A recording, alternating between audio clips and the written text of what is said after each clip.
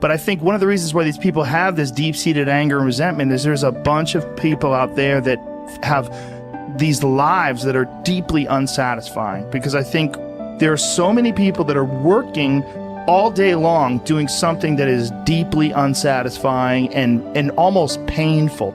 Yeah, it's soul killing. Soul killing. Yeah. They're stuck in traffic all day, and then they're stuck in a cubicle after that. They relish the time to take a shit in the bathroom and look at their phone. I mean, they literally do that. That's a highlight of someone's day. They get in traffic on the way home. They get home after that, they're watching television, and they're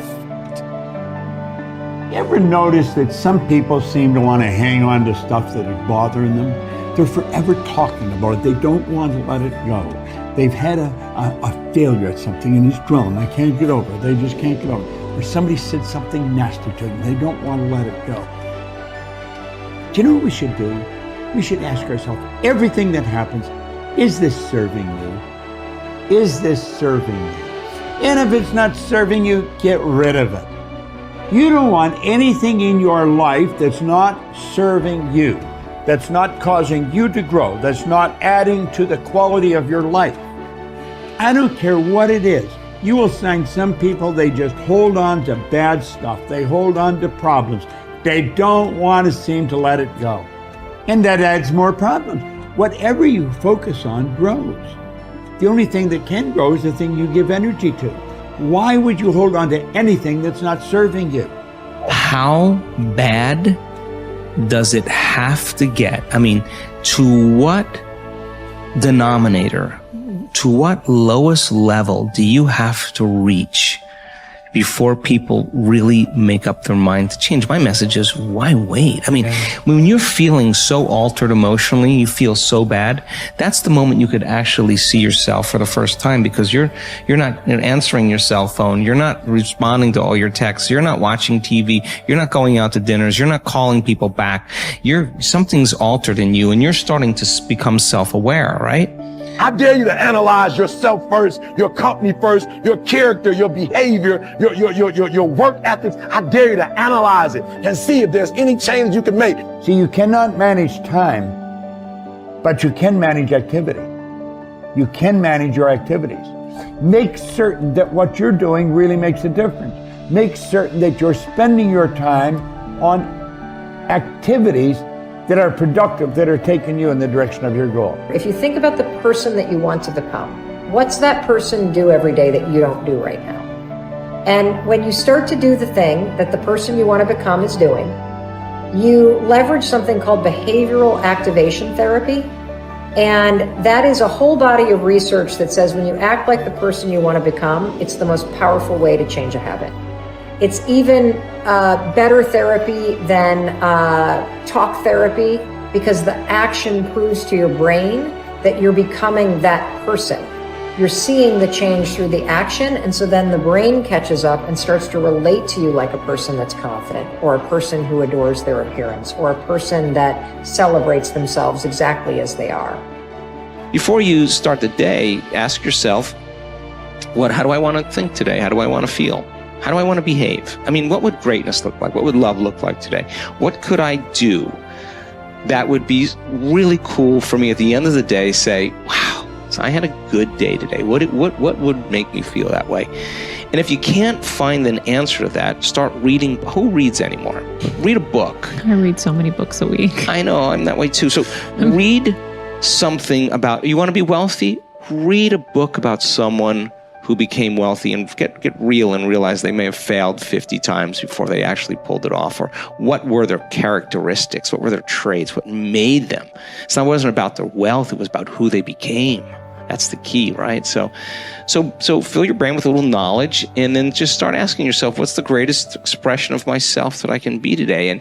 And rehearse it. Rehearse how you're going to be. And then if it leads to a different choice, that's the unknown. Mm-hmm. And just know that it's not going to be predictable. It's going to be a little uncomfortable.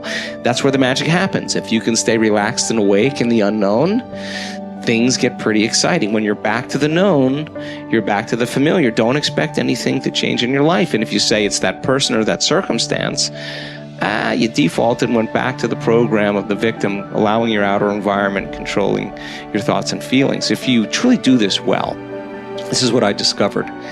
If I truly feel the feelings of my future before they occur, and I live in that state, I'm no longer looking for it to happen. How could I look for it if I feel like it already has, right? So I try to stay in that state, because then I'm not separate from it. And that tends to be when the magic happens. There's no control anymore. There's no predicting. There's no perfectionism. There's none of. All there is just kind of an experiment. Like, I'm experimenting to see if I changed my thoughts and feelings, if my life will change. And that should be the experiment everybody has. And do it with curiosity, and do it with just seeing if the experiment works. If it doesn't, change something else about yourself until it starts to work. Deciding who are we going to be. You know, we shouldn't hope to end up one day a magnificent, strong, beautiful, capable, kind, loving person. We should start living like that today, hopefully, so that we become that. That who we become is not an accident, but hopefully a purposeful intent. That our days and how we approach our days are literally driven by the intention of who we're going to bring. That we bring our character into each of the circumstances of our lives, and by doing that, maybe we can't always direct every circumstance of our life. We can't control everything, but we can certainly control our responses to them. We can certainly dictate who we're going to be in those circumstances, and that helps us achieve our ultimate destiny that we desire, not one that just lands on us. I think the other thing that really comes to people's into their power is when they really discover that, you know, each of our days is something that we can also design. Not just design who we're going to be. How are you going to design your day? What's this day going to be about? What's going to get your attention? What's going to get your focus? And what should not be getting your focus is just your inbox, or just what I call browser blackout, clicking around on all these blue links or images, or swiping here and swiping there, and then losing 4 or 5 hours of your day. Because what ends up happening for so many people is they lose 2 or 3 hours to distraction each day, maybe 4 hours of distraction of television a day. And over the course of their lives, now a decade is gone of opportunity, a decade of missed opportunities to connect with your family, to achieve your dreams, to work a little harder, to contribute that thing you always contribute, to learn that skill that you wanted to learn. Like, we have to decide on our days. We have to design them. We have to wake up and decide what this day is going to be about, what's going to get done, what's going to deserve our focus, who will we reach out to, instead of just responding to everybody else's needs. Look back over your life and ask yourself, what activities, behaviors, or decisions have been most responsible for my success in life to date? You will probably find that less than 5% of the things that you have said or done have accounted for most of the success you have enjoyed. You may find that it was your unique ability to solve a particular kind of problem or to take advantage of a particular type of opportunity. You may find that your special talent was an interpersonal skill that enabled you to influence and persuade other people at a particular time and place. You may find, on analysis, that it was an ability to take charge and accept responsibility for accomplishing a particular goal. Whatever has been responsible for your successes in life to date may be a good indication what you should be doing in the future. Analyze your work based on the measure that I call return on energy. Leaders in every field deliberately apply their talents and energies where they can achieve their greatest return on the amount of energy, mental, emotional, and physical, that they invest in any endeavor. They refuse to take on jobs or work in areas where they cannot perform at exceptional levels. They treat themselves as valuable resources, and they spend their energies very carefully. One of the questions that you might continually ask yourself is this the best possible use of my time and energy?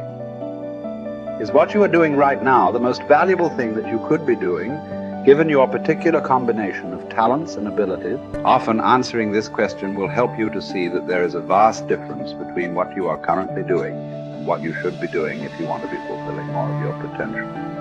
Once you have chosen your ideal job or occupation for this stage of your career, your biggest responsibility is to make the decision to become very good and then to become excellent at what you do. In a lengthy study on successful Americans, the Gallup organization discovered that expertise, or being recognized by your peers as one of the very best in your field, was one of the essential ingredients for success in American life. We said before that self-confidence comes from positive knowing rather than positive thinking. It is only when you know that you are outstanding in your chosen field that you really feel terrific about yourself, and that you enjoy high levels of self-confidence. Men and women who are good at what they do and who know that they are good at what they do are very different from those who are only average. They walk and talk and dress and behave differently. They have an attitude of assurance and certainty about themselves that causes them to stand out in any group. They have a deep down sense of self-worth and self-confidence that is evident to everyone around them. The quality of a person's life is in direct proportion to their commitment to excellence, no matter what their chosen field.